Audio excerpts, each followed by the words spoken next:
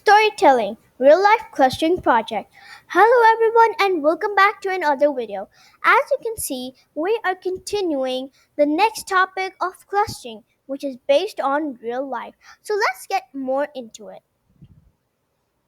Nowadays, marketers spend a lot trying to attract new customers, and they also need to keep the current ones.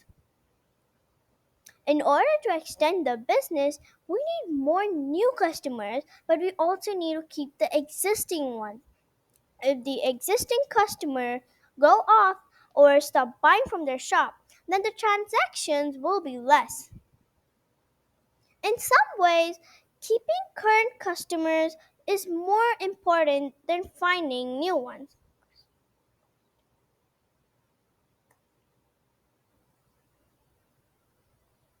Recency, frequency, and monetary RFM. RFM is an efficient consumer segmentation approach that will assist marketers in making strategic business decisions and target particular customer clusters of clients according to their behavior will increase higher rates of customer response and retention. RFM stands for recency, how recently a customer has made a purchase. Frequency, how often a customer makes a purchase.